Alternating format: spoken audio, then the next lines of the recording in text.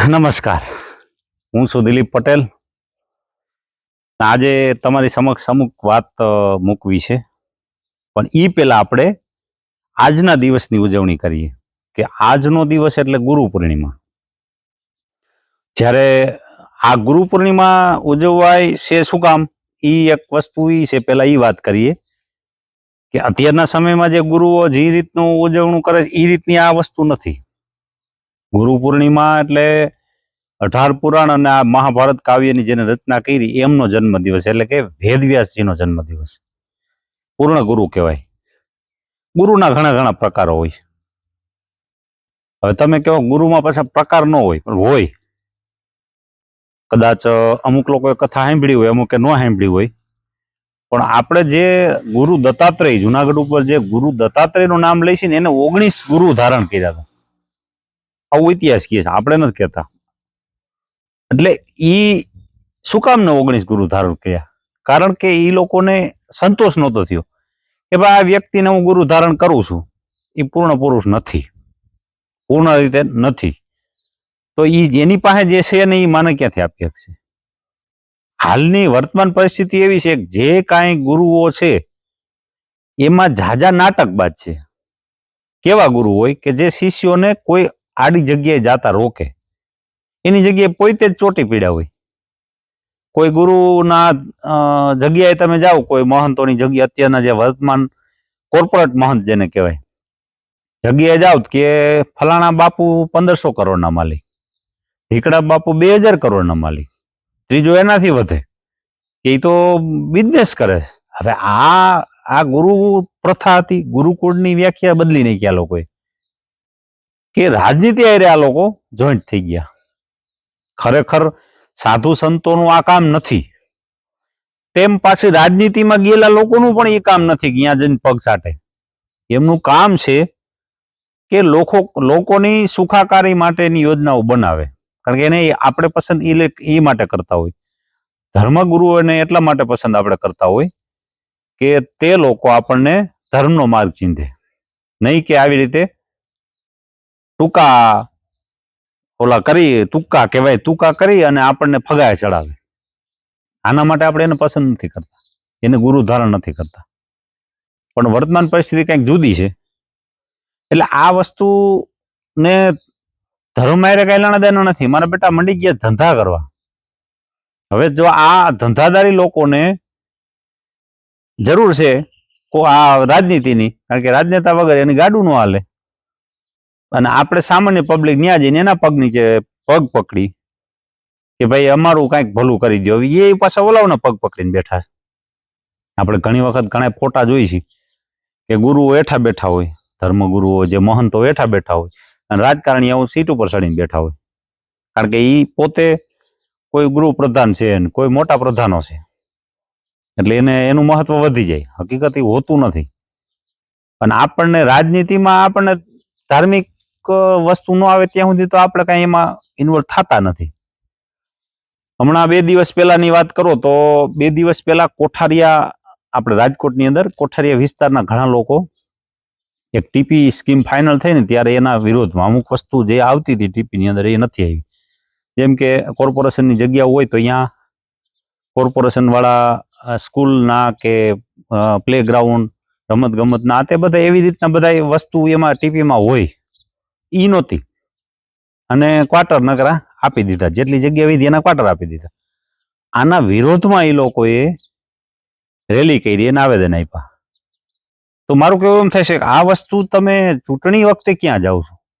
નેતા પસંદ કરતી વખતે તો કોઈ નેતા પસંદ કરવાનો હોય ત્યારે તો આપણે કોઈ ધર્મગુરુઓનું માની છીએ, ઈ કેમ માની છીએ. તો એની જગ્યાએ જ્યારે ચૂંટણી આવે છે ત્યારે આપણે શું પસંદ કરવાનું હોય? કેવા માણસો પસંદ કરવા જે આપણી સુખાકારી માટે કામ કરે, નહીં કે આ લોકોના નામ મોટા કરે કે કોર્પોરેટ આશ્રમો મોટા કરે. નો ડાઉટ કે સારા સંતો હોય એને નમવું જોઈએ, એને નમન કરવું જોઈએ. અને આવું આપણે એક હિન્દુ ધર્મમાં છે એવું નથી, બધા ધર્મમાં આ પ્રોબ્લેમ છે. મુસ્લિમોમાં પણ એ જ છે. એના મોટા ગુરુઓ હોય એ કહે એમ જ સાચું. જો એ એમ કહે કે તમે આના માટે જીવ દઈ દો અને તમને જન્નત મળશે, ત્યાં તમને ઉર મળશે, એટલે ભાઈ અહીંયા ખાવા રોટલા મળતા એ ત્યાં કાંઈ મળે? એવું શક્ય નથી. પણ એ લોકો એના રોટલા શેકવા માટે અહીંયા સામાન્ય જે લોકોને આવું જ્ઞાન નથી એને ગુમરાહ કરે છે.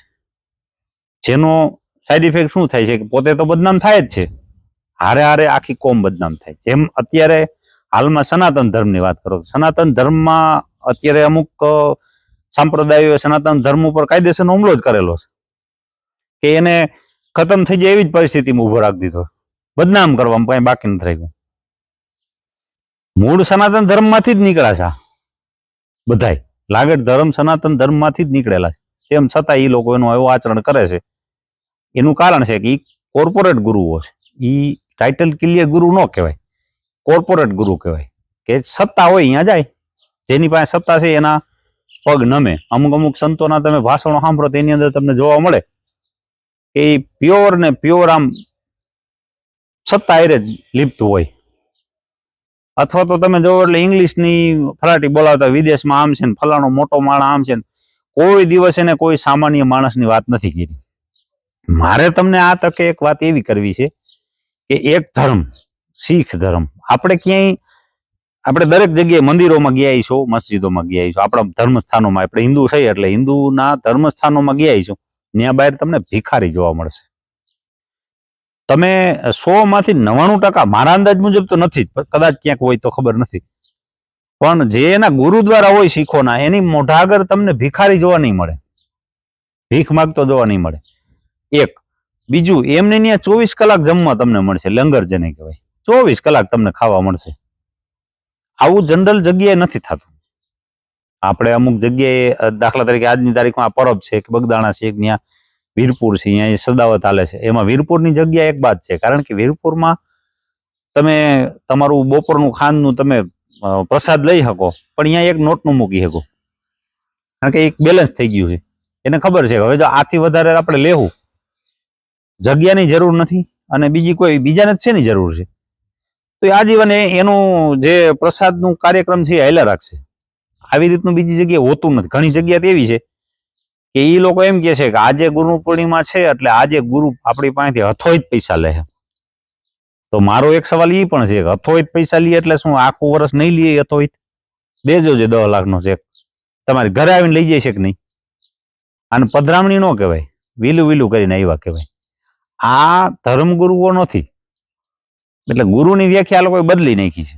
આજે ગુરુ પૂર્ણિમા છે એટલે વેદવ્યાસજીનો જન્મ દિવસ ઉજવવાનો, કે જેને 18 પુરાણ અને મહાભારતના કાવ્યની રચના કરી, જેને ભાગવતની રચના કરી, આવા વેદવ્યાસની આજે જન્મ જયંતિ કહેવાય કે જન્મ દિવસ ઉજવીએ છીએ. એની જગ્યાએ આ લોકોએ ગુરુ પૂર્ણિમાનો અર્થ જુદો કરી નાખ્યો અને પોતાનું ઊભું કરી દીધું. અમે આજનો દિવસ અમારો કહેવાય, કે અમે આજે દિલ ખોલીને દાન લઈ શકીએ. આવું મેં ઘણાને મોટા સાંભળ્યું. આપણે એમ નથી કહેતા જનરલ બધા એવા જ હોય, પણ મારી સાંભળેલી વાત છે કે આવું બધું હોય છે. ગુરુ સાચો કોને કહેવાય? કે ગુરુ હોય એ અવળા રસ્તે ચડતો હોય તો સીધો લઈ આવે એને ગુરુ કહેવાય. કોઈ એવો ક્યાંય આડાવડો વયો ગયો હોય છોકરો તો એને સીધા રસ્તે લઈ આવે. સાચા ગુરુ કેને કહેવાય? કે જે મહાભારતનું યુદ્ધ શરૂ થવાનું હતું ને અર્જુનજી અને કૃષ્ણ બે રથમાં ઉભા હતા. અર્જુનને મનમાં એવું થયું કે હારું આમે ઉભા છે બધા મારા છે, હું આને મારીશ તો એક તો આ મારા અંગત સગાઓ બધા ઘરના છે, કોઈ કાકા ને કોઈ મામા ને આવા બધા છે, તો આ મારા ઘરનાઓને મારીને હું કઈ રીતે આ બધું મેળવીશ, અને મને તો પાપનો જ ભાગીદાર હું બનીશ, અને હું કદાચ આ સત્તા મેળવીશ તો કેના ભોગે? ત્યારે કૃષ્ણ ભગવાન ત્યાં રથમાં બેઠા બેઠા આગળથી એને લઈને જ્યાં ગીતાના અધ્યાય કર્યા એની અંદર એને એક વાક્ય કીધું કે ભાઈ તારું કામ છે ને એ ખાલી કામ કરવાનું છે, રિઝલ્ટ શું આવશે એ તારું કામ નથી. સત્ય આ વાત એને કીધી કે એ એક સાચા ગુરુ તરીકે કહેતા હતા ભાઈ આ લોકો અધર્મી છે, ધર્મના માર્ગે નથી, તો તારું કામ છે આ ધર્મનો નાશ કરવાનો. હવે આ લોકો કોણ છે તારા ઈ તારે જોવાનું નથી, કારણ કે એ ખોટા છે. આજની તારીખે તમારી પાસેથી એવી ઘણા લોકો તમારી પાસેથી લઈ જવા માંગતા હોય ઘણી વસ્તુ, ત્યારે તમને સાચી દિશા બતાવે એ ગુરુ. ઘણા લોકો તમારી મહત્વાકાંક્ષા હોય ફલાણા પાસેથી મારે આ લઈ લેવું છે, આવું ઘણા પાસેથી હોય, પણ આનો કઈ રીતે આમાંથી ઉગારવા આ બધી વસ્તુને, એને સાચા ગુરુ કહેવાય. સાચો ગુરુ કોણ હોઈ શકે? એક મિત્ર હોઈ શકે, બાપ પણ હોઈ શકે છે, પત્ની પણ હોઈ શકે છે, શિક્ષક હોઈ શકે છે, અડોશ પડોશમાં કોઈ સારા મિત્રો હોય તો એ પણ હોઈ શકે છે, કે જે તમને અમુક વસ્તુ કરતા અટકાવે, કે યોગ્ય જગ્યાએ તમને માર્ગદર્શન આપે કે આ ખોટું છે અને સાચું છે. એ પણ ગુરુ હોઈ શકે છે. એવું નથી કે મોટા મોટા મંદિરો અને મોટા મઠ સ્થાપીને બેસી ગયા હોય એ જ સાચા ગુરુ.